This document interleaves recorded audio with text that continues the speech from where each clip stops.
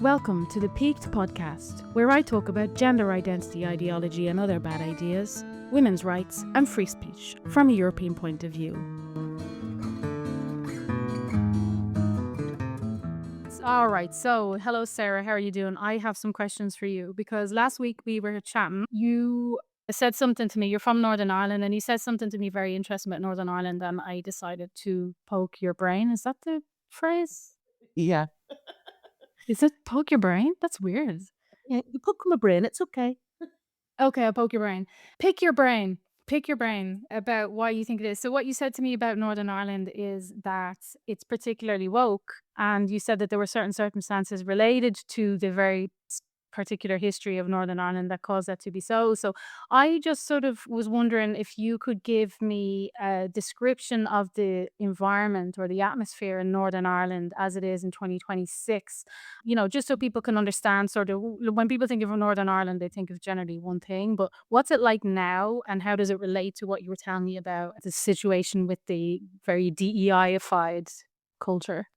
Yeah, it seems to me, well, really, Northern Ireland seems to be very much, well, especially in the charity sectors and arts sectors, it seems to me everyone is very super sensitive and no one wants to put their head above the parapet. Jobs in those sectors are few and far between. They're funded a lot by peace money, especially in the voluntary sector. They've just had a massive cut from 25 million down to 9 million. So jobs are quite scarce. And once you're in, no one wants to put their head above the parapet. So no, there isn't an opportunity for anyone to be brave or courageous or say something different. Everyone seems to be Right, but singing from you're speaking about a specific sector. So you're speaking about a sector like is the nonprofit sector, arts and all that. But in general in Northern Ireland, like what is the economy like? To what extent are those jobs running the country and what is the makeup of the economy and how significant is that industry? And maybe to ask it in a different way, if I was like a 20-year-old graduate or whatever age people graduate, if I was a 22, 23-year-old graduate and I had some sort of humanities degree, what are my chances? What kind of jobs are open to me in Northern Ireland right now? not loads. No, because you probably end up going and doing a PhD because there's so few jobs where you go into teaching. There isn't that it doesn't feel like, oh, I sound really down on Northern Ireland, but it doesn't feel like a place of opportunity. We don't have, I feel also, I don't feel like we have a working government here. I know that we have an election next year, and I know the big talking point will be United Ireland or border patrols or whatever, but that isn't an issue that really seems to concern that's in recent polls that doesn't seem to be top of anyone's actual concerns. Like the government doesn't seem to be listening to anyone, and it just feels like if I had a 22-year-old child, I would get them to leave because there doesn't feel like there's opportunities here. In fact, I was talking to a girl last year who was finishing her degree in, I think it's curation and galleries and stuff. And she says as soon as she's finished, she's going to leave because there isn't everyone who's a curator or working in a gallery. They're not going to leave the job. Where are they going to go to? That there isn't. Once you reach a certain point, you're going to stay there and you're going to wait there until you get your pension because there just isn't. Right. Yeah, And let's say then just like one step down in the socioeconomic ladder, let's just say is there, in terms of the economy in general, if you graduate from like a 2 year, you did some admin studies or something, are there those kind of jobs like, yeah, or is yeah, it just, yeah, there's a lot of that, like, yeah. There'd be plenty within. Like if you were doing in admin, in marketing, there's plenty of jobs like that. There's opportunities for a lot of office-based work. I think if you do any of the STEM degrees, there's opportunities as well there. I think it's definitely the arts and public sector kind of jobs which are a lot more harder to get. and so we're talking about is like a very small pool of niche sort of jobs with high prestige, and there's a lot of fish in a very small pond, more or less. Is that what you're saying? Absolutely. The government, when you say they're not listening to people, what do you mean? Well, there was an interview on a radio program last week where there's a building which was bought by Belfast City Council for 3 million, and they wanted it to be public use. Now they've specified that in the criteria for other organizations, there's a few LGBT organizations in already within the building, but they've specified for other organizations to be within that building, they have to be LGBTQIA plus friendly. And the councillor, the local Belfast City councillor who was on the radio saying, well, basically was saying, I only really serve people from my community who are LGBT plus friendly. Jesus. You know, It's like a which means turf unfriendly, obviously. yes, so but if I wanted to go, he is my local councillor. So if I wanted to go to him to ask for help with, I don't know, bins or something like that, I don't think he would help me. So they're not and that's low level. But up whenever I'm talking about our MLAs, which are the equivalent of MPs in Westminster, Mhm.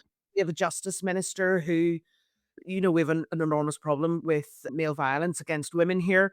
A few weekends ago, a young woman called Amy Doherty was murdered, Mhm. and our justice minister was more concerned with a misogynistic pen that an opposing party had produced for their conference. And I think it tells you about the state of things. I mean, even we have 2 years ago, we had a male violence against women, or just a violence against women strategy that was produced, and it was much lauded, floated all around the country, and nothing has. And they kept saying, "Just give it 6 months to kick in." They talk about it like women being an essence, and there's more stuff in it about trans people than there is really about women. They call it gender-based violence. They actually don't name the problem, which is men. And it's Right, so a few questions to back up then, like what and this is something I've wondered a lot. I don't spend a lot of time thinking about Northern Ireland, honestly. I think it's kind of a reflex from when I was very young. You just sort of all it is trouble. absolutely. Tell me about it. I know all about it, and a lot of people are turned off by the thought of Northern Ireland. I'm always banging on about a film Alan Clark made. It's only 40 minutes about it, and he made it to talk about really the banality of evil, of stuff that happened during the Troubles, and there's hardly any dialogue. There's 23 murders that happen within this, and it talks about, it's just cold-blooded murder, but it's to show, how like if a newspaper was sold in England with something about a taxi driver being murdered in the streets of Belfast, it wouldn't sell because no one really wants to know. No one really wants it. It's so banal almost, because it was happening day and daily, and, it just became kind of, "Oh, who cares about that anymore?" You It's know? just it was such a mystery place when I was growing up in Dublin, like, as a kid, I didn't know who I was supposed to root for. I felt like I was supposed to root for someone, but it was just it all seemed really awful. I remember doing a school exchange, and we went down to stay with all these girls in Dublin, and we were just like, "Oh my god, they're so cool." And we went to the Badass Cafe, and then we went to, like, a club, and we all listened to The Cure. We were like, "Oh my god, how can we be like the Dublin girls?" Oh, really? Is it that way? Did people in the north think that people from the south were cool, or people from Dublin at least? Well, the girls at the school that we went and stayed with, they were Yeah. so cool. They wore flared Where jeans. sounds like you went to a nice part of Dublin maybe. Yeah, I remember I went camping in Fermanagh when I was very young, and I had a best friend for the 3 remember you used to go, like, camping for 3 weeks in one place? It's like lie on the floor on the ground for 3 weeks and think it was a good time. And I made my best friend, who I hung out with all the time, was from Omagh, and we stayed pen pals for years.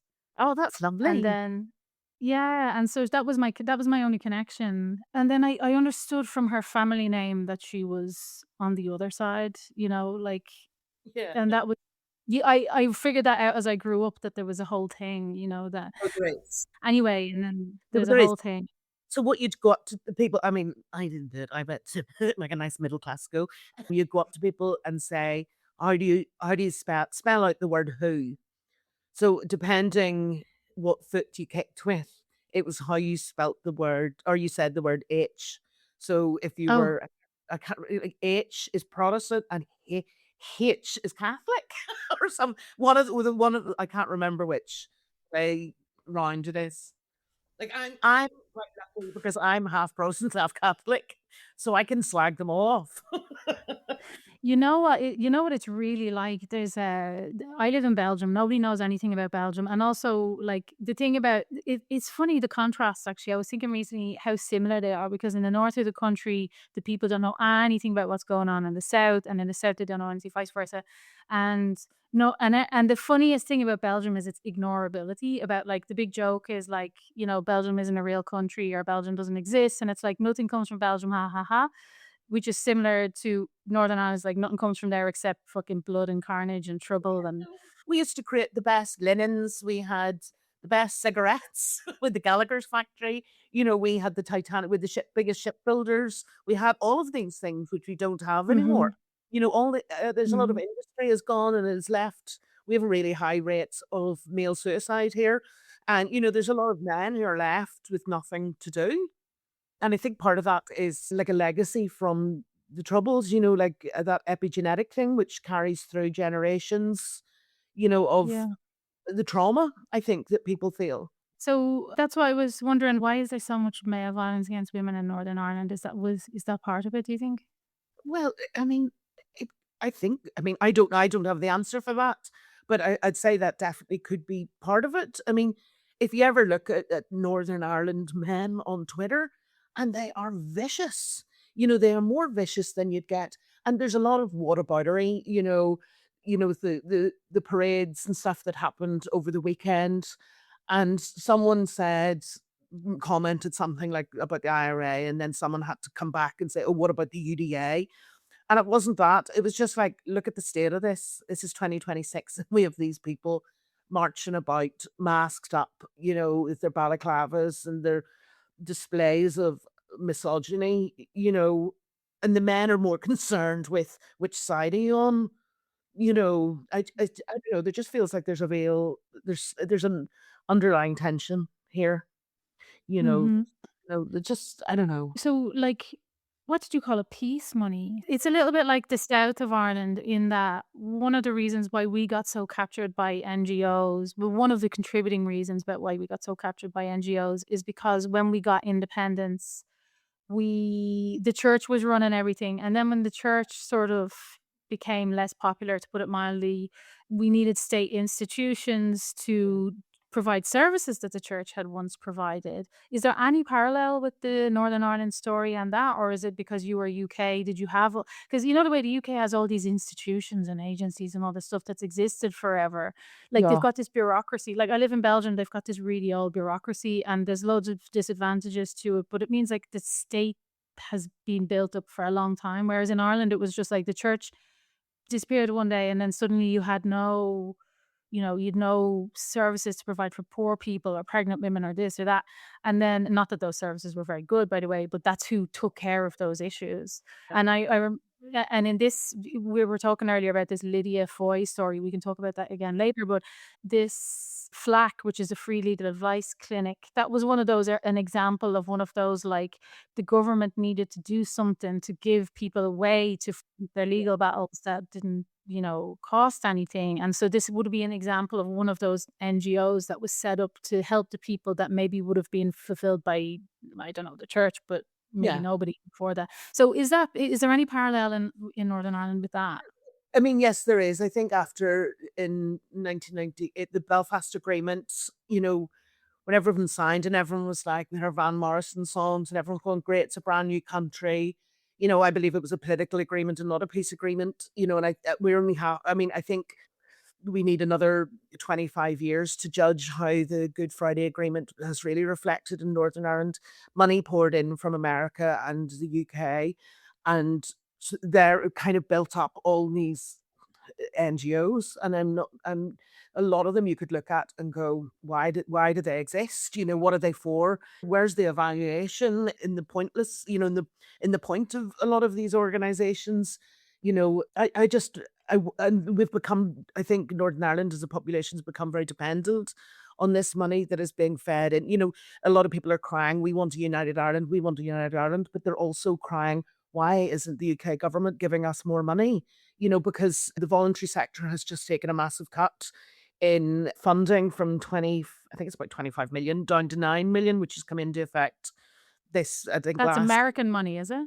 Oh, that's from the UK government. Oh, And really? Ooh la la. yeah, and they're blaming people seem to be blaming the DUP for this and Brexit and all this kind of stuff instead of going, well, why don't we try? And so I just feel like there's a listlessness where we've become so reliant on other people to give us money as opposed to being motivated to go out and earn the money ourselves or to try and build these organizations ourselves.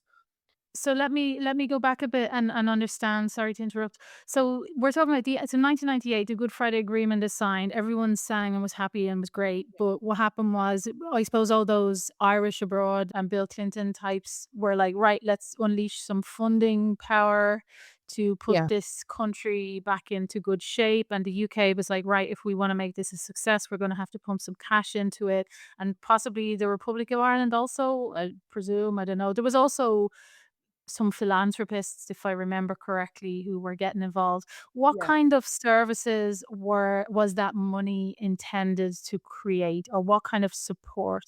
What was it supposed to build?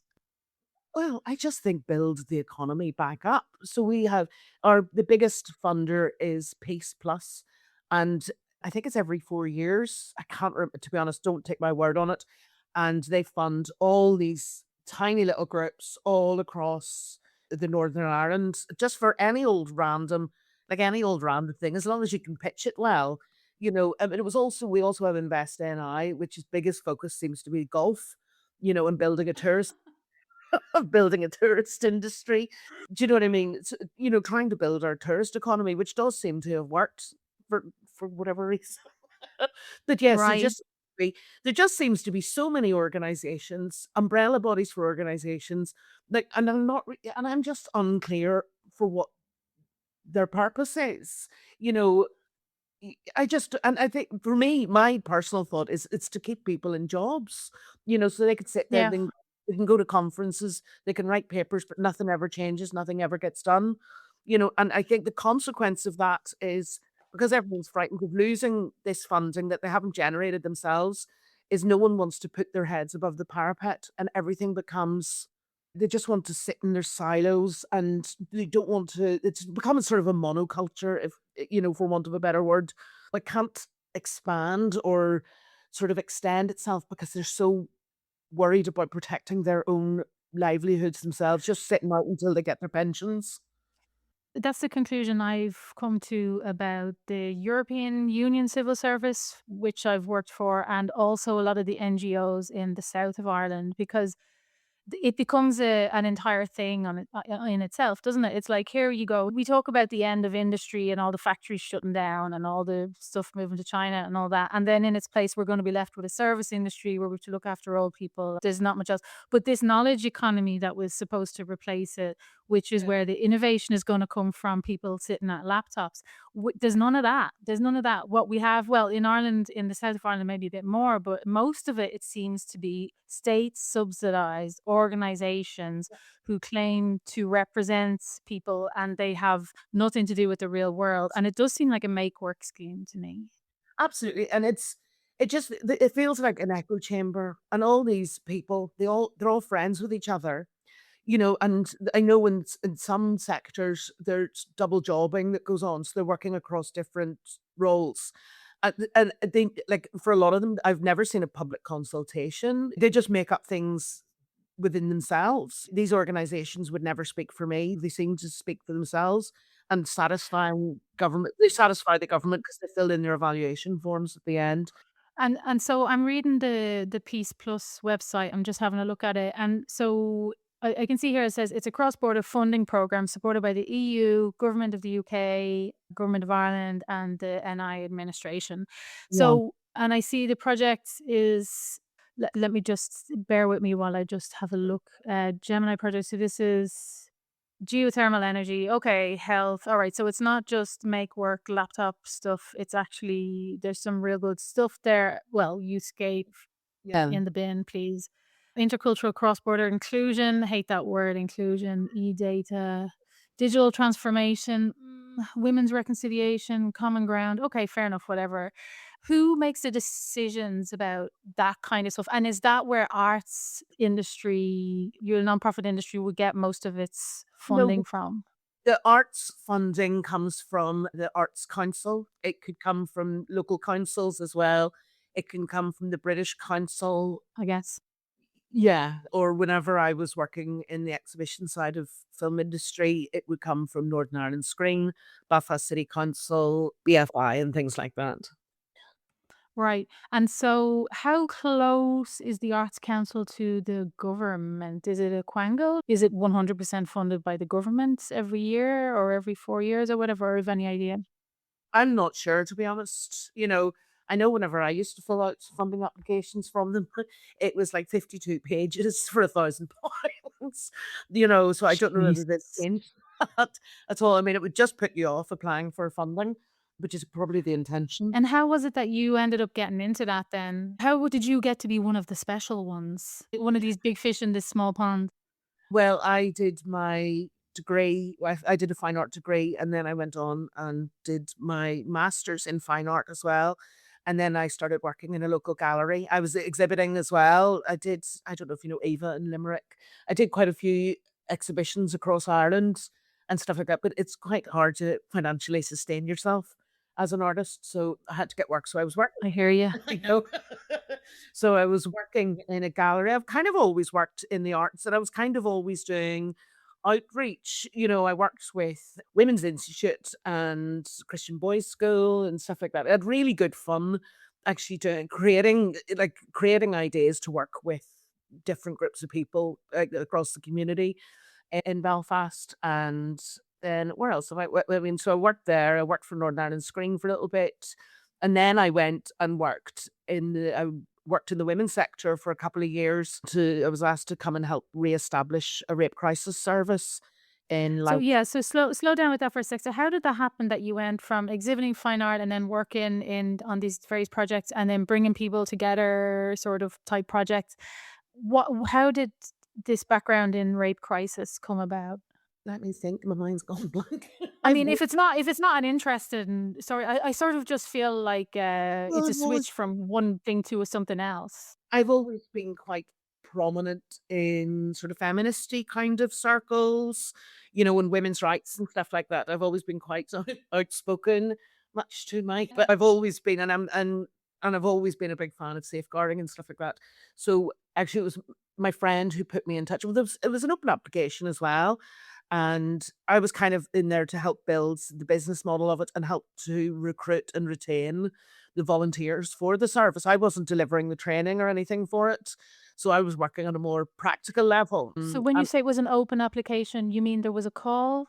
for the public to come in and help us reestablish this rape crisis service. And it would be working alongside the CEO of Women's Aid in Northern Ireland, who I didn't know, but actually she's a really good friend of mine now. Um, I'm but yes, like I got between Women's Aid and Rape Crisis Center. well, no, there was no rape crisis centre. We hadn't had a rape crisis centre for 13 years because Belfast City Council decided to not fund them anymore. And then there was quite famous rugby rape trial which took place, and I think that fired everyone up. Everyone was very angry, and there was a lot of work around consent. I mean, the police here created a campaign around consent as well. It was very good, no means no, and there was a lot of that stuff going on, and there was quite a bit of investment into those kind of services. So I worked alongside Nexus, which is a sexual violence charity, victim support, and men's advisory project to try and bring this together. We wanted to work. Right, so hold on. Sorry, there's a victim support thing, there's women's aid, there's a men's violence thing, but there was no rape crisis. Is like how were there those other services? I know. Well, that's what it was. It was to fill that gap. Well, Mhm. Nexus, they did counselling for victims and survivors of sexual assault and rape, but the waiting list was 6 months plus. And why did the council stop paying for the rape crisis service? Right, it was before my time. I mean, I don't know, Right. to be honest, but that was 13 years ago, and there just hadn't been the service in place. But Ironically enough, Emma Watson, of Harry Potter fame, Mhm. her and the other celebrities donated £80,000 to help reestablish it. Basically, I was involved in recruiting the volunteers, learning business models from Rape Crisis England and Wales, Rape Crisis Scotland. So there was a lot of input from them as well to make sure we weren't doing anything that would could be deemed a safeguarding failure or anything like that. I mean, it was very thorough. The training took place over 9 months, meeting twice a week for 3 hours, asking for training from all different sectors of different, so it'd be going to, like, a lesbian organization, for example, or going up to the sexual assault center or something like that. Just making sure these volunteers could withstand the sort of sensitive nature of it and deal with it.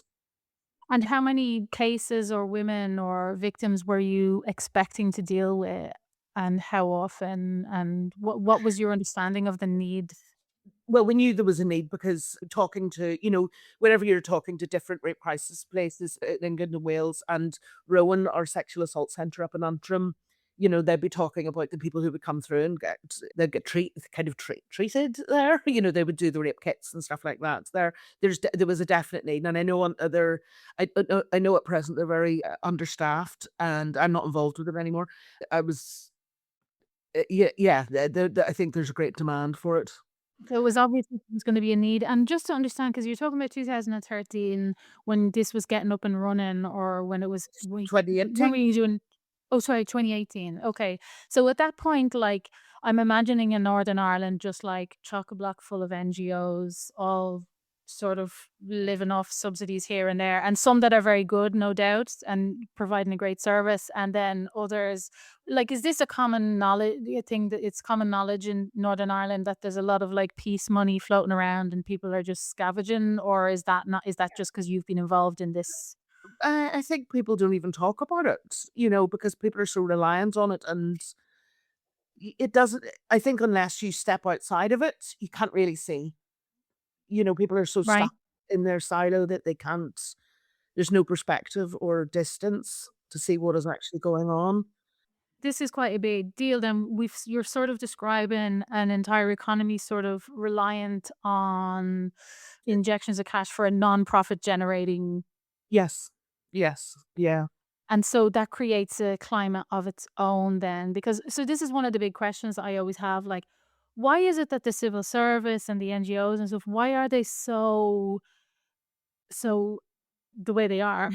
Why is this, like, suffocating orthodoxy? Why in those organizations? Like, what happened in Northern Ireland tell us about the answer to this question everywhere else? Like, why would the people who work in those industries and in the grant making institutions, why is the orthodoxy so strong there? Because they don't want to lose those precious positions. I think it comes down to something really basic like that. I think they just don't want to stick their head above the parapet and say something different because they've seen what happens when other people get, cancer or something. It's much easier just to keep your head down and just go along with whatever's happening. Is it also that, like, when you finish school and you sort of say to yourself, right, like, my son has to choose now. He has to. There's a fork in the road. He's has to choose one way or the other. It's the first time it's happened, and he said he's really into economics, and there's nobody in my family who's into economics, and I was just tears in my eyes, almost saying, thank God he didn't say I want to go be a humanitarian aid worker or something, because some woke bullshit, like. And so he did a project recently on crypto money, and I was like, "Yes, like, just do something fucking normal." And even sort of like 10 years ago, I would have been like, "Ugh."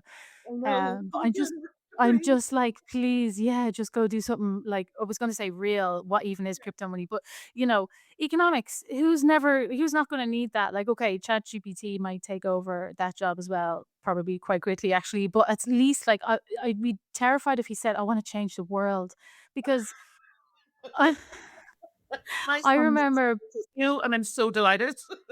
He's doing what? He wants to be a sports physio. Ah, brilliant. Oh, that's even better. Oh, Yeah, Norman oh, that's Paul. so good. I'm so happy for you. Like, because I remember sort of thinking when I was young and stupid, I was like, in Ireland, like, also I've come from a fairly lower class family. I didn't have a lot of options when I left school. So it was sort of like everyone in my class, all the girls were going to do secretary college like for a year, or they were going to they left and took on full-time jobs in the hairdressers. And the very fancy ones got jobs in insurance companies, and I'd say they're still there. Yeah. I remember sort of those were your options. And I got a job in a Dell call center, and, I was really fancy as far as I could tell, because I was making loads of money.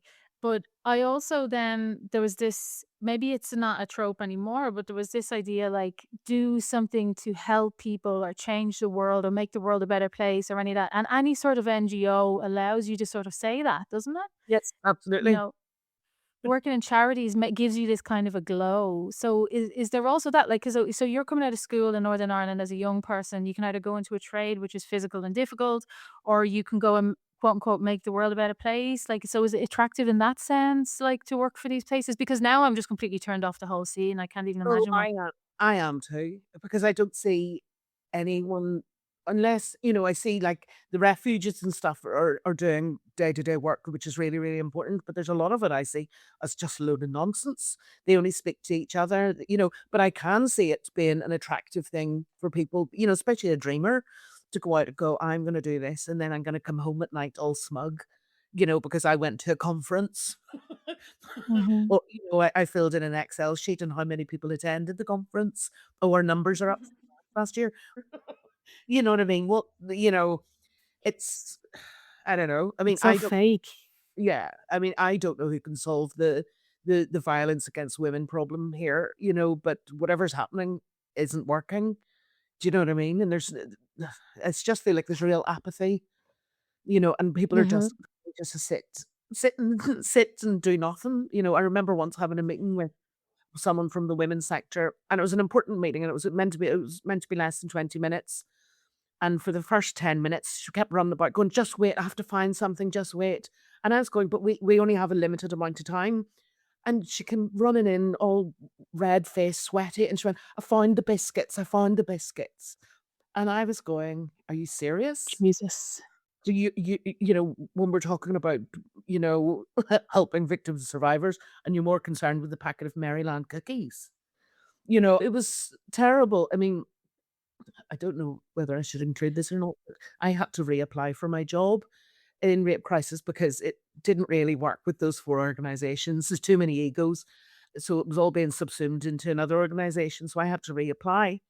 Now, I was someone who'd worked for 18 months. I knew everything. I'd been over to Rape Crisis England in Wales. I'd gone and met with the funders. I knew everything there was to know, but I'd been quite turfy and, Mhm. I'd spoken a bit about Karen and Gala Smith's organization, and she'd actually given me a copy of her policies and procedures, and I was very keen for it to work in that way. But I think there was word on the street that I wasn't I wasn't an appropriate person to be in the sector. What year was that? 2019. So I reapplied for my job. I was a total shoo-in. I mean, I was, I mean, it's the most, I'm never confident in an interview, but I was so confident. I wasn't overly confident about what I was talking about, but I didn't get it. And they gave it to a girl who had never had a job, who is currently working for Good Law Project. They wanted a certain sort of woman in within the women's sector. There was another thing whenever I had to run the social media for Rape Crisis, and I tweeted something about the Nordic model. We have the Nordic model in Northern Ireland, and it was a terrible story. But someone from another organization within the women's sector contacted 2 other women in the women's sector to have a meeting with me to tell me that I shouldn't be posting stuff like that. You know Because that organization was ideologically opposed to the Nordic model, or because they Yeah. thought you're not supposed to take sides, or what? No, because it wasn't what everyone else thought within the women's sector. And what those women thought, where did it come from? Like, what kind of. It was during I don't know, it was during repeal and all that kind of stage, and I remember during repeal, I was like, "Oh, there's an issue here," because I was on one of the repeal Facebook pages, and some man, or maybe it was a woman, said they were arguing about kinda turfy stuff, and I said, "I'm a woman." They said, "No, you're a person with a womb." And I said, "Well, hold on a minute." And they all kind of went down that path. And there was an organization called the Belfast Feminist Network, and I was banned from it for 3 times because someone posted a Riley J. Dennis video. And I said, "That's disgusting. That's rape." It was about the cotton ceiling. And I said, "That's disgusting." So I got banned. And Jesus. yeah, and they Oh, they started allowing trans people into the women's to work in the women's sector. And well, I don't have a problem with that, but as long as they don't disrupt everything. But obviously it's disrupted everything, and now everything has become about trans rights and not women's rights. right. So let me see if I've got this timeline right. Sorry, I'm just going to try and recap so I understand. So there was a need for some sort of rape crisis service in Ireland, in Northern Ireland, that wasn't being filled by the women's organisations that were there. Money was made available. It was decided to set it up. This was in the 2010s, 2018 time. 2018. What did you said something about 2013? What was that about? Oh, well, that's I finished my degree in 2012, if that helps, or my I don't master's. know. Okay. Well, so 2018, I need to explain to people what repeal is because I have a lot of American listeners and they won't Oh, know what we're talking about. So, repeal the 18th Amendment of the Irish Constitution in the south of Ireland, in the Republic of Ireland, because that banned women from having abortions, essentially. So, we had this very lively campaign to repeal that amendment so that it would be possible to have abortions. Northern Ireland has a different law, but why were you, as a Northern Ireland campaigner, having anything to do with the campaign in the South? Can you explain that to us? well, because it was around the same time we were trying to bring in reproductive rights into Northern Ireland. It was actually with one of my best friends, Claire Bailey. She was working for she was leader of the Green Party at the time. She's still a very good friend of mine, and I helped her with that. There was a lot of organizations that were involved, stakeholders that were involved with doing that. I remember going to a rally in Belfast. Oh, about reproductive rights. I knew there was a problem in Belfast because Goretti Horgan from Derry was speaking, and then a parade of trans people turned up with these signs going, "What about trans people?" And we're talking about abortion rights here. And was there an effort to combine gender affirming care, quote unquote, in the bodily autonomy? The slogan? No, it wasn't about that. Why were they upset? Why no, it was me that was upset. I don't think anyone else No, was, why were the trans people because showing we up? weren't supporting them.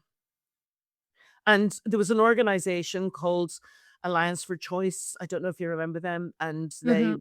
were abortion activists, and their logo used to be "Trust Women." It was a lovely logo. And after that, they changed their logo to something it just says A with a circle around it to take women. I could send you the name.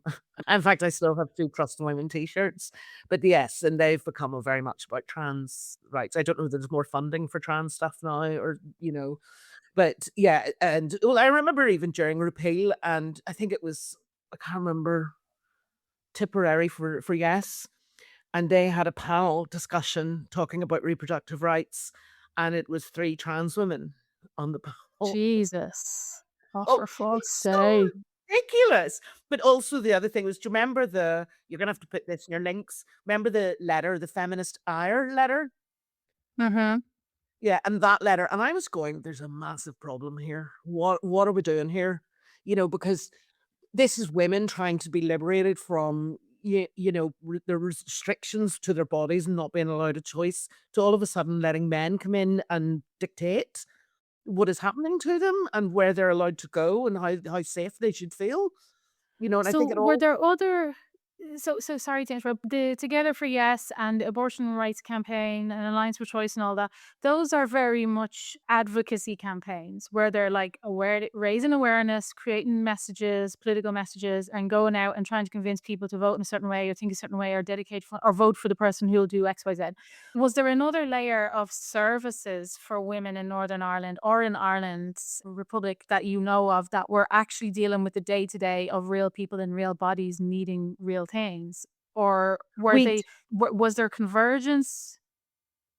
there was a Mary Stopes in Belfast for a number of for I think it was a couple of years, because Claire was one of the people, who had walked the women in to the service, but she was Mhm. always gay. harassed and stuff like that. But no, after we got reproductive rights, and I know BPAS were going to open a house, they were going to have a house here, but in the end, they never did. I don't know whatever happened, so, but it was now you can access abortion services, whenever you need to. But yeah, apart from that, I don't really know. And so it's safe to say then that by like 2019, 2020, if you wanted to work in the milieu, in the nonprofit, in any subject, you had to be trans women or women, you had to be on board, or was that a bit later? That's still the case. Right. And it started around then.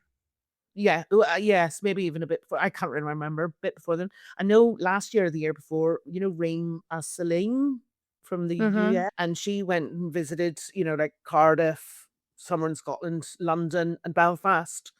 And I wasn't at the one in Belfast, but she'd invited the women's organizations to go there.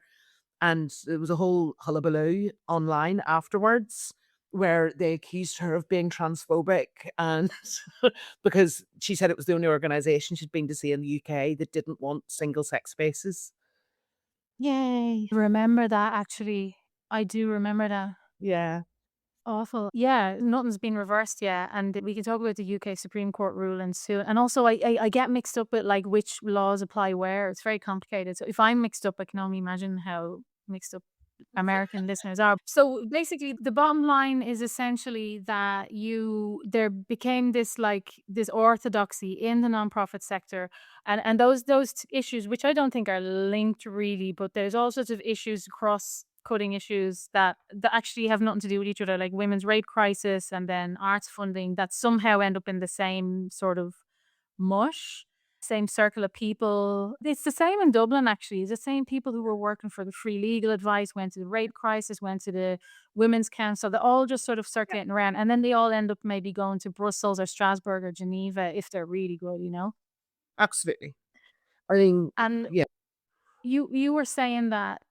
So this is the Kind Brigade, the Be Kind Brigade. Like they're making a living off the Be Kind jobs, yeah? capital B, capital K, be kind. Yeah. Yeah, hashtag, yeah. They're basically the "we wanna change the world" guys, but in a career way. Yes. They're the people that go to rallies and protests in town that say everyone's welcome. But I know if I turned up, I wouldn't be made to feel welcome. It's only a certain group of people who would be made to feel welcome. I know if you turned up in with something Israeli on, you wouldn't be welcome.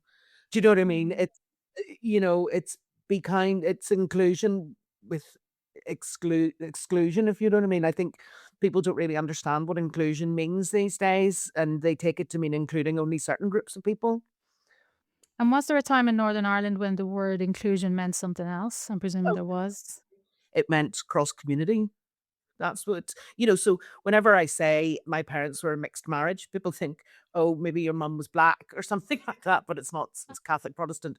But yes, I mean, definitely when inclusion meant, working with nationalists and unionists together, or working with intergenerationally with older people and younger people and stuff like that. But now inclusion is BLM, LGBT. Trannies.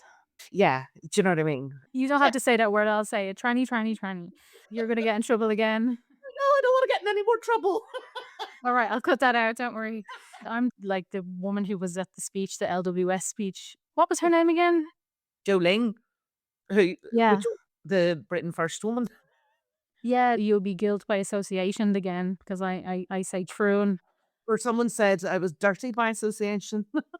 Ah, Jesus. No, My no. God. Okay, so what's the landscape right now? So we have how many? I just, by the way, I just looked up while you were speaking, so I was listening to you. All But right. I was wondering to how many, because I think this is a good a good indication of the health of the state of an economy. Let's say how healthy and innovative and forward looking it is. How many of the working age population, the working population of Northern Ireland, is employed by the government, and it's 30%. Jeez. Really? That's pretty incredible, yeah, isn't it?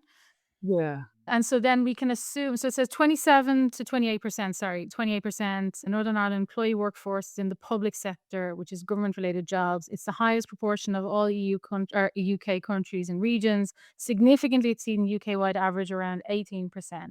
So I wonder now, are they including all the states subsidized? But I doubt it. It says Public sector employment, That'll the be civil civil service. Yeah. NHS, all that kind of stuff. So it has 40% more public sector workers per capita than England. So that's not a good sign. No, there's no industry here. There's software and stuff like that, but there isn't really. There's quite a few American organizations that will be here. I can't remember the name of them, but yeah, there isn't really.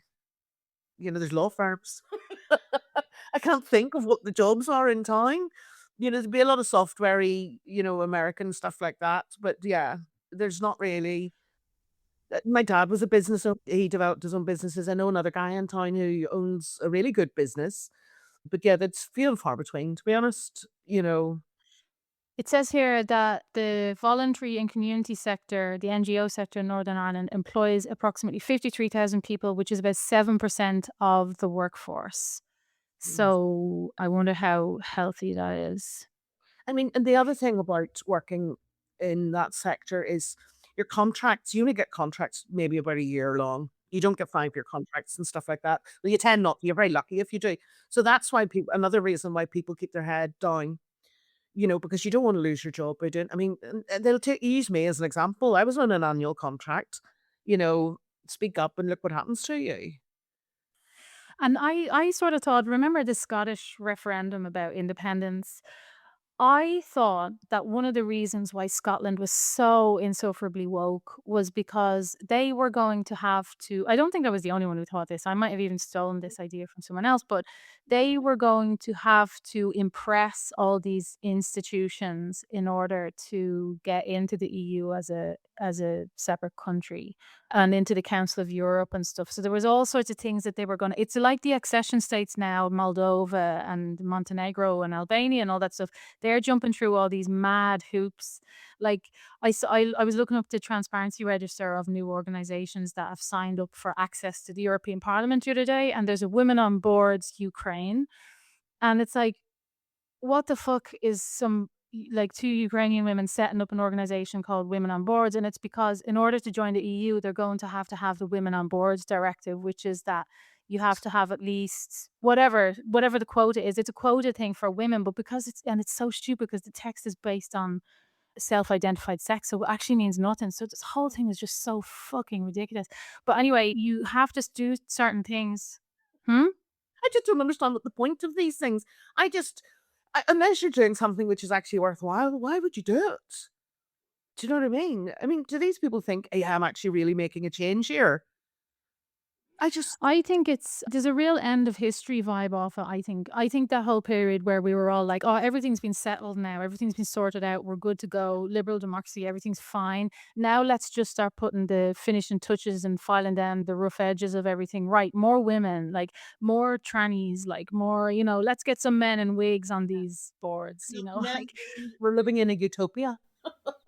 yeah, but now that's all over now, and I think everyone's just sort of like, "What the hell did we just we s" they're just, like, building up this house of cards for the last, like, 10, 15 years because everything was going so well, and people are now in ridiculous jobs that they need to save, so Well, things are gonna get more ridiculous. So, coming back to the fact that there's this orthodoxy in the nonprofit sector in Northern Ireland, what is it about the atmosphere in Northern Ireland generally, and the culture in Northern Ireland, and in Belfast maybe in particular, that made the be kindness so frenzied? I think that's because we're only 20 years out of the Good Friday Agreement. And we're in this post conflict atmosphere of, oh, we want to be the nicest people in the world. Look, we're never going to create trouble again. We're never going to have paramilitaries. We're really good people. And if we're really kind, then we get more funding. And that's really basic. I mean, there's way much more to it. But you can see, I don't know if you can link to it, the stuff that happened at the weekend. People cosplaying paramilitaries marching up and down the Falls Road. You know, it's not there's a kindness within sectors, but there's an anger within young men, I think, where we have that. People aren't ready to be peaceful, although we've got a veneer of it. So have we got that same sort of split that we have in other places where you've got these sort of elite 20% of the population who are all like constructing these fantasy land utopias on bits of paper and spreadsheets, and then you've got like the reality on the ground, which is just like a really angry. people who are Yes, absolutely. But there was something funny that happened up in Coleraine at the weekend where they'd said there was going to be some anti-immigrant Tommy Robinson type thing happening. And I don't really know much about it, but I know the papers covered it and called them far right and all this kind of stuff. It may well be, I don't know. But there were all these, the Be Kind group all turned up with all their union flags and all their little signs, saying kind of they looked quite aggressive from what I could see. And I think they've mixed up their kindness. There was something Gay Not Queer posted the other day about militant kindness. And I can't stop thinking about it because it's a bit like that bash back thing that's happening. So their kindness is violent. Do you know what I mean? And they can't hold see on, any. because I need to. I'm interested in this point, but I need to make sure that I understand what you mean. They went up with so all the Be Kinders went to Coleraine with their union flags. Are you talking about unionist or Union with Ireland? Big trade unions like NIPSA and stuff like Oh, that. sorry. Right. So it's the same fucking pattern. It's like we were saying earlier, there's like a script. So the anti-immigration or the less immigration people who have like the folk are out on the street and the proles, and then the elites, they print off their nice banners and they go up and they say no place for hate and whatever. It's the same sort of group of people that were going after you. Yes, absolutely. I mean, I'm just looking at the picture from Gay Not Queer. They'll send it to you. And there's one of them that says, "Be more kind. We need militant kindness. Yes to a tolerant society." Jesus. And someone wearing a t-shirt saying, "F the UK. I hate my country." You know, the, What? it, yeah. And it's funny. At the weekend, I read, what's this book called? Oh God, I can't remember. It's called Any Human Heart by William Boyd. And the narrator, Logan Mountstuart, he's with this sort of anti-fascist group, and he says, "It's not violence, it's counter-violence." And I think sorry, it speaks a lot to this far left contingency that's happening at the minute. It's just this really aggressive, almost violence thing that I can see emerging. They said that we hate the far right so much, we're going to be aggressive and angry and violent towards anything we can call far right. Do you remember that whole thing? See a Nazi, punch them in the face or something like that? So we see this happening, but in a different sort of context. It's the exact same thing, but a different context everywhere else. So you have it in Dublin, you have all the lefties, they're all freaks and weirdos. And then you have the Tommy Robinson types and the concerned parents. And I'm not going to judge those people harshly. I only judge the blue haired freaks harshly because they ruin my life. But look, we've had huge issues in Ireland with the centres showed, these refugee centres showing up in towns and villages. So I'm not going to judge how the people there react to them. And Yeah. even though But there are some very, hmm it's the bandwagon jumping on from people who call themselves the Be Kind group, and hmm then there's the people who are far right. I don't really agree with left, and I think left and right has become too mixed up now, and I think it's Yeah.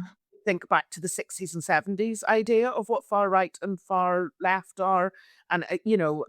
I think it's sort of become obsolete in a way, but yes, It's almost like, yeah, populists versus the elites. Like, it's a real, like, yeah, you're not listening to us. You've taken all the power and you're just like, that's how I see it now. Like, and but I have to say, like, there are some real scumbags on the right-hand side, but that's a lot of, but you know yourself, like, you talk to normal people and everyone is like, steady on now with the old, like, to yeah. change in society too quickly. Like, anyway. The But people who cancelled me were middle class. They were yeah. middle class people, and like, I don't know. When they wouldn't So sorry, carry on. it's crap. The sound is crap, so we keep interrupting each other. But I'm really interested in what you're saying. Sorry, but I'm just like, I realize that there's like a few seconds delay each side. So we agree then that there's this sort of, it's been this sort of meme or this trope is being repeated everywhere. You've got the fancy people, they've got their nice jobs, they're be kind and to the max, and then you've got the proles on the street, and they're like differentiating themselves from each other. Well, the sort of bureaucratic elites are sort of positioning themselves as the right and true and good people out to find the bad guys. In Ireland, I'm not afraid of like the Antifa people and all in the Republic of Ireland, but in Belgium I am because they're very violent. In France they're very violent. In Belgium they're a little bit violent. And so you think that the Northern Ireland version of this, it has the potential to be more physically violent than in other places? No, no, because I think they're all quite so middle class. They wouldn't.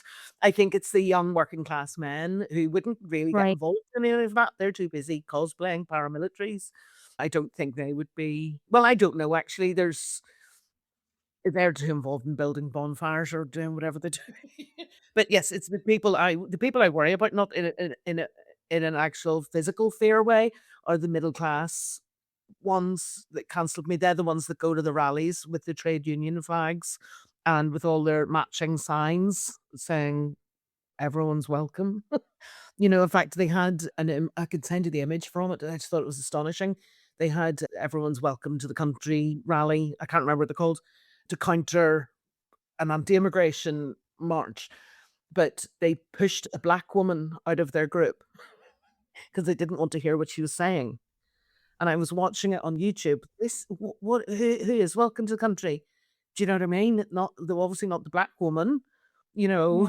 Yeah. w- Is it no, home for all? I see a poster here, it's home for all, yeah, but only some. only some. Do you know what I mean? So it's like I just so again, it's they've got inclusion all wrong.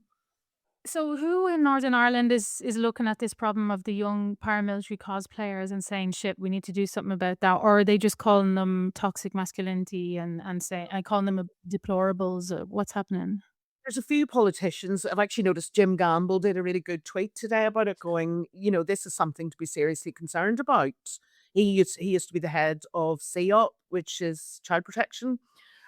And actually there's a few politicians which have spoken out about it. Our Justice Minister I haven't seen speaking out about it. She's probably too frightened because she is in the Alliance Party and they sit on both sides of the fence, if you know what I mean. He doesn't want to offend anyone again. But I mean that it's yes, not offending people. And sometimes I think people need to be offended. Do you know what I mean? I think people have to listen to cold hard facts of what's going on and they're not willing to do anything. Has this turned into a ye old style Catholic versus Protestant? The lefty be kinders are all Catholics and the quote unquote far right protesters are all unionists? Like is that I think if that's the way it's kind of playing out at the minute, if you look at what Sinn Féin are doing across the island. they're fucking insane. Exactly. I mean, I wouldn't vote. It wouldn't be a long cold day in hell before I voted Sinn Féin, but it will also be a cold day in hell before I'd vote DUP. Do you know what I mean? I'm looking. There is some politicians that spoke. I mean, I'm very politically homeless. I do think there are two or three politicians who are really good, but they're being shouted down. Do you know what I mean? And people mocking them, and you Mocking know, them for what? Like saying you're a squishy middle or what are they mocking them you for? used to do this and you used to do that, instead of actually Oh, going, actually, this person's a really good idea. Actually, a DUP minister brought in new legislation yesterday for 2 weeks of paid leave for a woman or her partner who have lost their baby through miscarriage. And it's not they don't want to celebrate it because it's DUP. oh And I Jesus. and do you know what I mean? I think that's a brilliant thing to help women.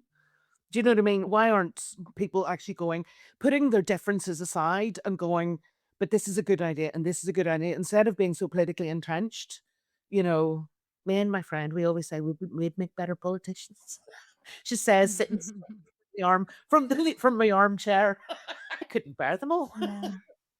But yeah, I'm very glad I don't have to be involved in making any decisions about anything complicated like this because I wouldn't be able to. But then I also think like, okay, but you put yourself forward for this job. But some people are just psychopaths and they like the attention, and they haven't got a leadership bone in their body. Like, and I mean, a lot of people would agree that, and even our politicians here would agree that the Northern Ireland Assembly doesn't work.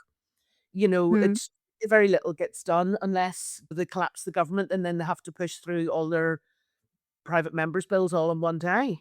Do you know what I mean? It doesn't seem to function like it should. It's a bit like the Scottish government as well. It doesn't really seem to function. I know I feel Yeah. really bad actually sitting here slagging them all. It's because Why? well, I feel bad because oh look at me being kind. Because who am I to sit and slag them off?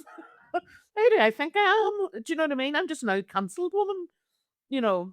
No, but it's true. I understand in the sense that, like, it's easy to criticize. Imagine having to try to manage it. And I actually just feel sympathy for all sides. The only people I don't feel sympathy for are the people who cancelled you. And I'm Yes, trying to hmm? I was thinking about maybe you could link this as well, Rosie K's Substack from last week. Yes. Of Yes, course, yeah. that was a good thing because I feel like, since I spoke to you last, I feel I have a bit of perspective on it as well, and Yeah, let's talk about that, but let me just do an intro about what we're talking about. So, for anyone who doesn't know, Sarah was chased out of her job because we cut this out off at the beginning, remember? Sarah was cut out of, or was kicked out, was made to leave her job, forced to leave her job because she basically got bullied for having turfy opinions and for voicing those opinions in public. Long story short, the story is out there online. You can find it on YouTube. The speech that got her into trouble and also the details of her court case. And me personally, I was looking up this story last week, so I spoke to Sarah. And when I found out what Sarah's been up to recently, I was actually so moved by it. I had tears in my eyes because you've gotten involved a little bit in freedom in the arts. Could you yeah. explain what that is and what you did last week that made me so teary eyed? Because it was a real comeback, I thought. Yeah. I mean, well, we have an annual festival that happens in Belfast every year called Imagine or Unimagine, and a couple of years ago, they had a different curator for the festival, and it was very interesting, and they actually had Battle of Ideas held an event at it. But since then, it's been taken over by someone else now, and it's become, ugh, I hate to use it, but it's become very woke. And a panel this year, I can't remember, it's called A Crisis, an Emergency in the Arts, something about cancelling people. Hold on, let me look up the title for it. Who's afraid of Yeah, hold on. something? Hold on. Working against the clampdown, who's afraid of the arts? And the fear of funding withdrawals to online harassment and institutional cold feet, the pressure on artists to self-censor is mounting. And one of the panelists was a woman who kicked off the cancellation of me by sending an email to my employer saying she wouldn't be involved in anything that I would basically cancelling me. She wouldn't be involved with anything I was involved with, which was strange. This woman I would have considered a friend, someone I'd shared an office, a work office with for 5 years. So I was livid that she was speaking on this panel. And I spoke to Rosie. Rosie came over to Belfast and actually we went to it and three other women went to it as well. And it was on for an hour and a half. Like, I only could get so far into it when she was talking. There was a lot of chat about black drag queens and Trump and DEI being gotten rid of and all this kind of stuff. And she was talking about cancellation. And I said, I just chimed up from the audience going, but you cancelled me. You sent the email. And sort of going on, "But I love you, and I want to take you for coffee." And then it just came down to it, and she said I stood on a platform with a fascist. So that's basically why I was cancelled. You know, she's changed her mind from my views to now I was standing on a platform with a fascist, dirty by association again. Full circle, just full circle. So she's basically like, "Oh no, but like you're not cancelled. You're still within my loving embrace. But also, by the way, you like fuck you. You spoke at an event where there was some terrible person there that I don't I'm like. so That's glad cancelling." I'm so glad I did it. It had given me so much confidence that these people who thought they had burnt the witch, got rid of her. We know she's frightened to go out now. We know she doesn't want to go anywhere. So we can do whatever. We can just resume what we were doing beforehand. But sorry, I think they forgot that I'm really mouthy. But it's funny, she runs an LGBT arts organization called Outburst. And there was an email from her, an email from another woman who worked there, and another one from Caleb J. Roberts, who you mentioned in the Lydia Foy. And they were quite detailed emails saying why I should be cancelled. And I don't really want to go into the Caleb Roberts one because we talked about it in the tribunal. I'll have to wait until the judgment of that. But they were very damning and untrue emails that were sent about me. Like, and that's what kicked off the investigation into me as well. But yeah. So you're in this room in this like state subsidized sponsored event talking about censorship in the arts and funding cuts, and there's a woman up on the stage talking about censorship and cancelling and just talking to her arse basically. The funding is being cut from those organizations. What's the stated reason? And is it from the UK that's go for cutting it down? Is that what you said? It's the UK, some funds are being cut? I don't know if their funding's being cut. They keep going on about their funding being cut, but this woman seems to be taking trips around the world and going to meet Brazilian trans women and stuff like that. So I'm not quite sure where that's coming from. Do you know what I mean? Mhm. You know, These women who some of them you considered friends in the past, and a lot of them I'm sure you knew quite well from your years of working and campaigning and stuff. Is that you speculate that that is the reason, that it's simply like covering their asses? That's why they all piled on you, like they're just the need to save their jobs, or is there any other? absolutely. But the thing is, I mean, I don't know how many women spoke that day, but I was the only one that was singled out. And that's because I think I mean, I'm presuming, but I think it's because I'm kind of quite well known in lefty liberal art circles. Do you know what I mean? I was never Or not at an exhibition or never not in the pub or something like that. I was an easy person to go after because I think they could recognize something in themselves. I remember even on the day, Mhm.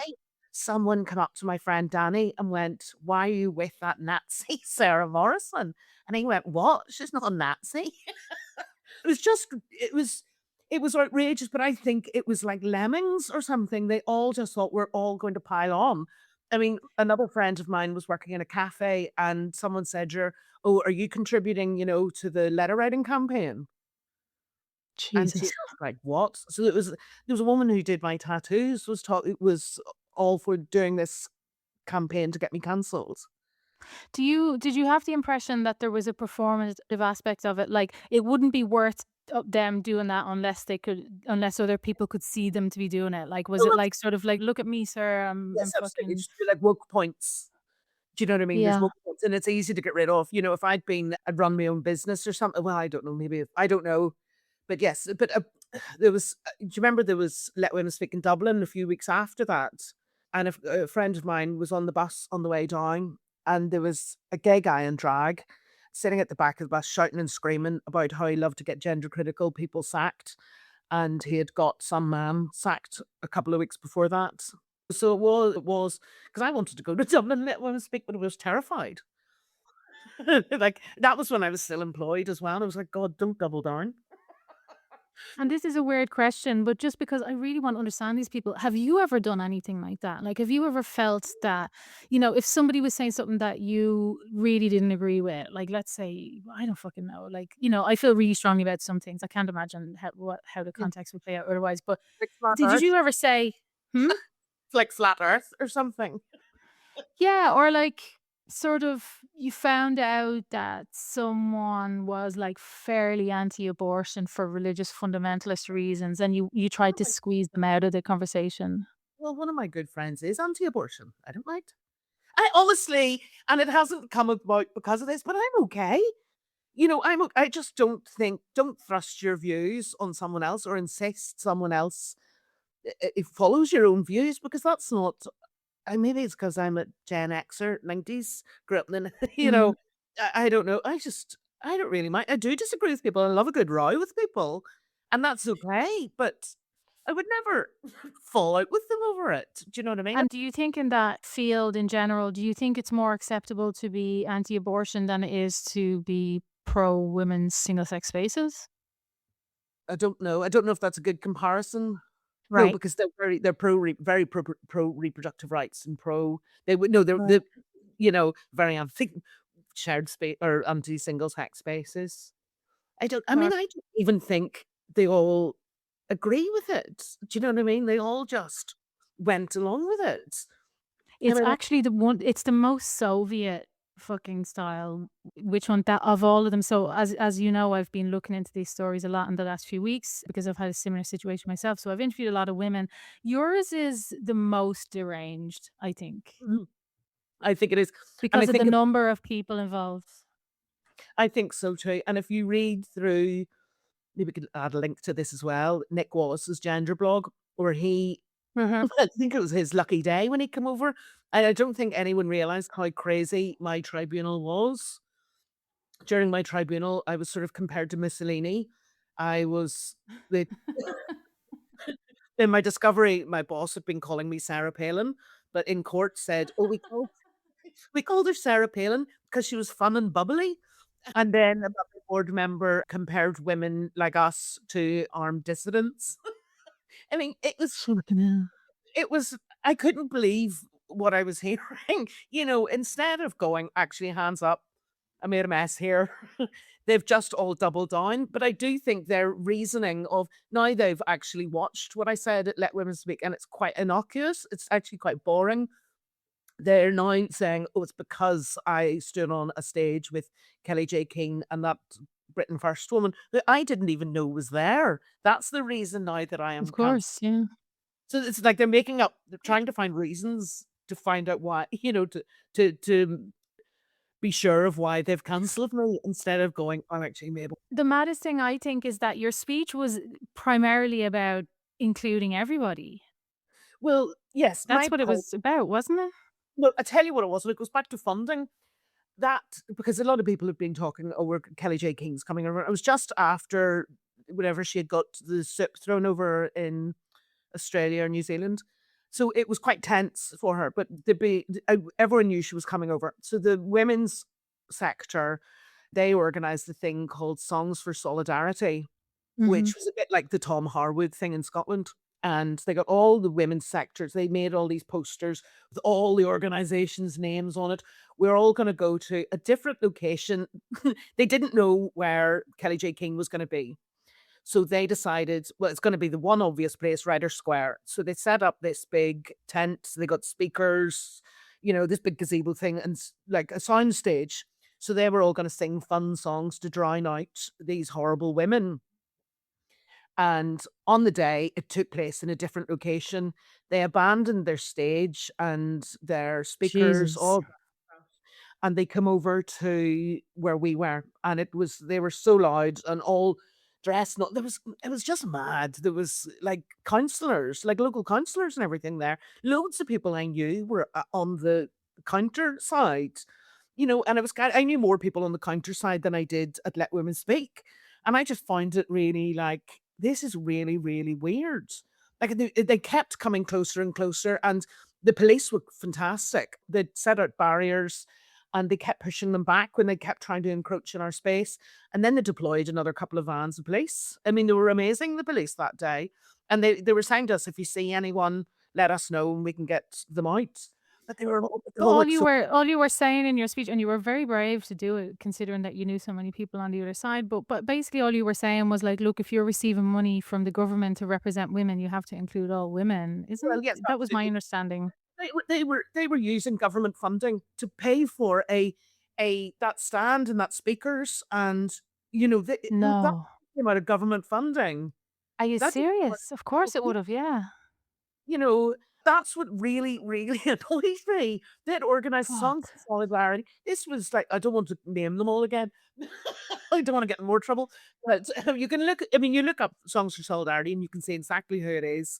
Then they use government funding to pay for all this stuff to stop women speaking, and I find That is that's the most fucking mental, it the tone of the mission, like, yeah, and that's the thing that really, really annoyed me is, can you not see what you're doing?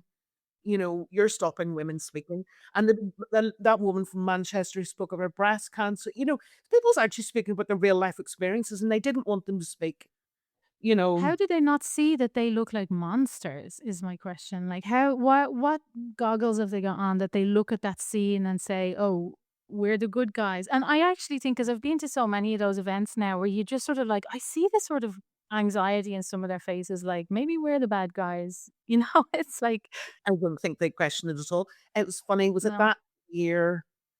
I can't remember if it was that year. It was International Women's Day. In fact, it was that year, International Women's Day, which had become smaller and smaller and smaller because they only want some women there.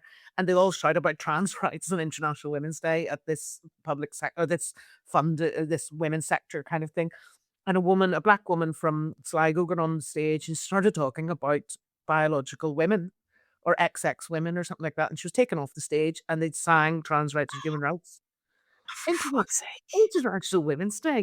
Do you know what I mean? And I just like these people, even the Reclaim the Night thing is all men and like even like trans women are one thing, but the men as well. Because men feel really, men shouldn't feel comfortable going to any of these International Women's Day. They shouldn't be at any of them. They shouldn't be at any reclaim things, whether they're dressed as women or not. Do you know what I mean? They just shouldn't be there. This is a thing for women to feel brave. You know, that's if I ran It's it, that's what I would do. It's so crazy. So basically all the women's organizations funded by the state in Northern Ireland are trans women or women. So they've basically inverted their missions. So their priority has become to do this one thing because we don't care about men who wear dresses. We care about when they're in our spaces, when in particularly vulnerable situations. And so they've basically focused their mission now on making sure those men can get into those spaces where women are vulnerable. And that's sort of taken over their.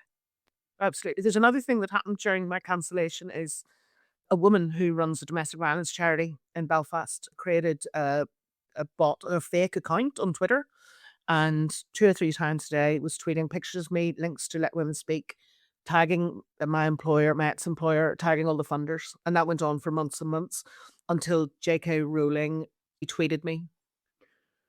That's how bad it is. The police actually went and spoke to her as well. But yeah, that's how corrupt I feel that sector is, so entrenched they are, And we're what gonna can be do done? Like, I know we're not the solutions people, we're just the ones pointing out problems, but bunch it all what up, throw in the bin and start again.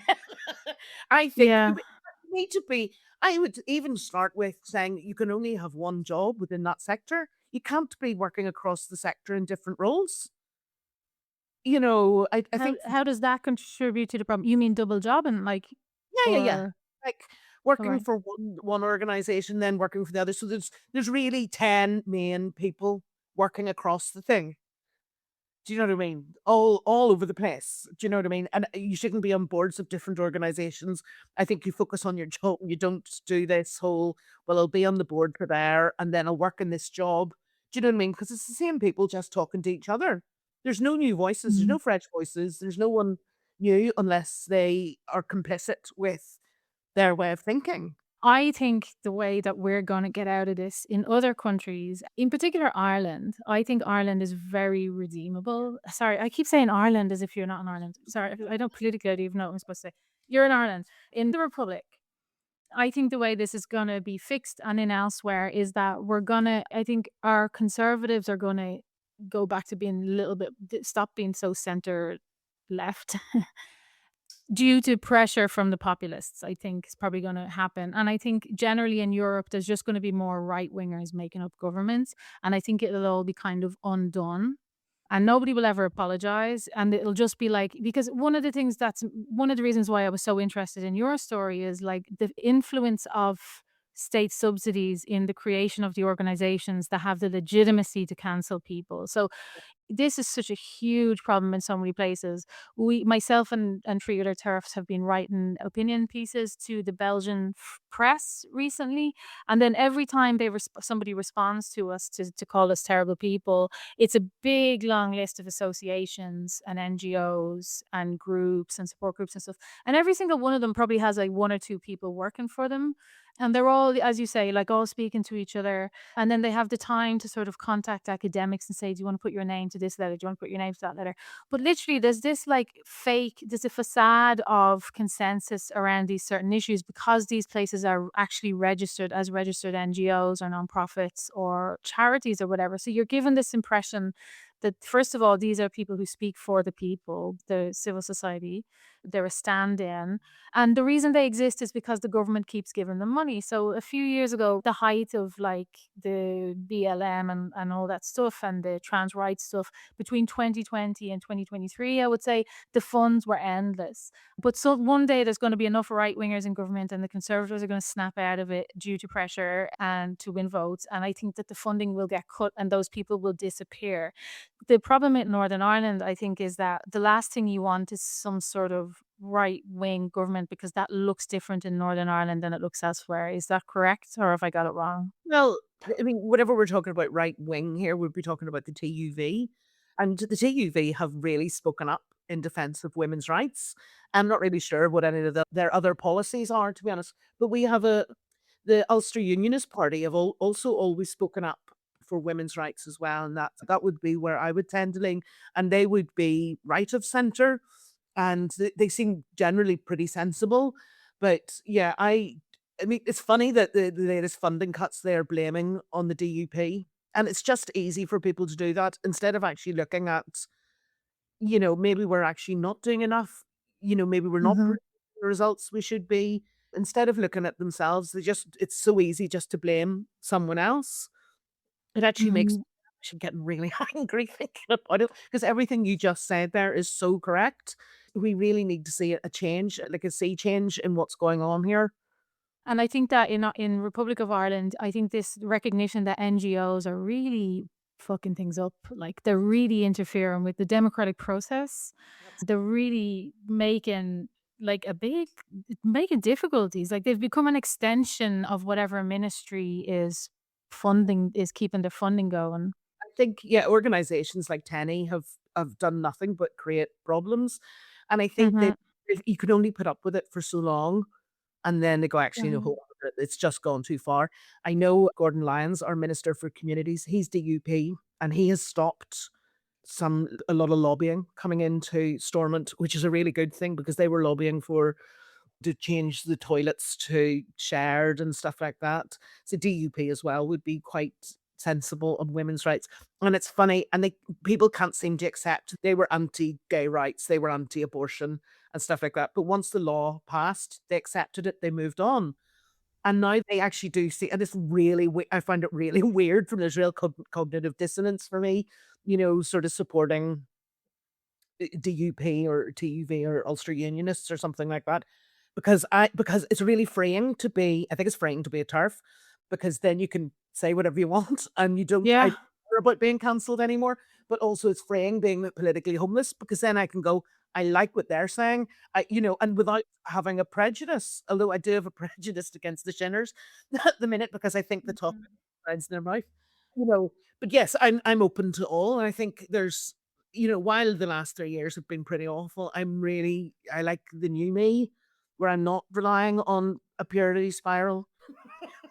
You're very inspiring. Your story is super inspiring. I hope more people get to hear it because you did. I didn't even know that you knew more people on the other side of the protest Yeah. barrier than you had to let women speak event. That takes courage. So fair fucks. I was trying to chat to them, "Hi, how are you?" And they were like, "What?" And they all look miserable, don't they? Trans joy, trans joy. I know, but there's Um, a real lack of sense of humor that you get from the trans activists. They're just yeah, and I mean, it's the opposite of you're laughing and you're free. Like you can say what you want and you can say and I love this idea that you can pick and choose from what policies and what laws you think are yeah, good and bad and you're not it's very miserable to be yeah. mind controlled like that. Perhaps it is, and it is mind control, and it does feel like they are living in some sort of communist Russia kind of thing, where they go, well, no, everyone thinks like this, so I have to think like that. How boring's that? Would you consider writing a book about it or anything? Oh, don't. My friend Dee's been banging on at me about doing that. But no, look, I'm sorry to refer to it again, but that William Boyd, you should read it if you haven't read it. It's called Any Human Heart. But there was a great bit right at the beginning where I'm just going to read one line from it. He's talking about religion. I'm actually not of any religion at all. And he said, it was all a bit obscure to me, and now I understand why I don't give religion much thought. The awful boredom of uncritical faith. All great artists are doubters.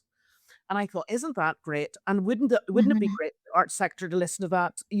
There's just a bit of critical thinking who take people a lot farther, if they weren't such, oh, I'm gonna do it because everyone else is doing it. Do you know what I mean? There's a Mhm. real cowardice in it. I And would love to see a natural experiment where all funding was gone. It was shrunk. Our sector was shrunk down to a much tinier size. Would it replenish with critical thinkers and doubters, as you quoted there, or would it again just turn no, into a different type of purity spiral based on pleasing different gods or leader? No. it would be fantastic, it would be subversive, it would be what art is meant to be. These that Can I just say one more thing? But, like, I think curators and funders, CEOs, they seem to have become the more important person when we're talking about art, when the art is and art seems to be now themed. There's very rarely you get into an exhibition now where it isn't about climate change or Mhm. Whereas exhibitions you used to go to were about this style of painting or, from a certain period or something like that. Now everything has to have a theme and it all has to fit in the eye. And it aligns with the policy of the government. But there Yes. was I don't know, because I don't know anything about art, but I do feel like when I don't know, at some points, right, art has always been political, you can say. But then at some point people started vocalizing that, saying art is political, art has to be political, art is always going to be political. And then when it became maybe a political vehicle, then governments sort of said, right, well, we should take advantage of that. Yes. I don't know, is that how it happens? Yeah, no, that is definitely a part of it. I mean, you don't there's not the art for pleasure really anymore. Now everything it has to be good in. I mean, I haven't seen actually I saw the National Portrait Gallery in Scotland was amazing. But these exhibitions now seem to be dictating you need to think this way. Mhm. You don't come out there feeling, oh God, that was amazing. I saw these beautiful, I don't know, I love Caravaggio. It has to be this is about gender, we're going to push something really offensive in your face. And it's offense for the sake of offense as opposed to, I swear to God, I walked into the closest art gallery to me not long ago. I bought a packet of Maltesers and I was like, I'm just gonna go wander in and see what's there as on my way home. So I wander in my shopping bags and my pack of Maltesers. I swear to God, the first thing I saw was a floor to ceiling size obese fucking drag queen. That was it. it's so boring. It's so like art is there to challenge. That is not challenging. It's just boring. It's so, so boring. You're just fitting into I mean, when did we it's so embarrassing that art is now fitting into some sort of socially acceptable, oh, this is what people want to see in a gallery. There's not people don't want to see that shit in galleries anymore. People are done with it. You want to be provoked in a way that challenges you to think a different way. Not big wall to wall drag queens. We see them every day. Fucking sick of drag queens. If I never see another drag queen for the rest of my life, I'll be it'll happy. be too soon. Do you remember drag story time? Ah, yeah, we still have them in Belgium. No, you're joking. They're the worst. Someone said, "Why don't we?" Yeah. I can't remember. It's all It's propaganda, isn't it? you get stripper story time now for children. It's ridiculous.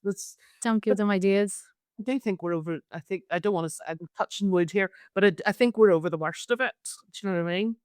I don't know whether it's because I'm. Yeah, you say that as a technically as a subject of the crown. Where Ireland is still we're still at the mercy of what the EU thinks about our performance in the woke stakes, whereas you're maybe a bit freer from that. I don't know, but we shall see. But the thing is, as you say, it's absolutely ridiculous to have the themes of art dictated by anyone. And so if you as an artist can figure out a way to appeal to people who are actually interested in arts, yeah, for, arts, not propaganda, then I think you can probably have a very successful life, but you're probably fucking over all that now, are you?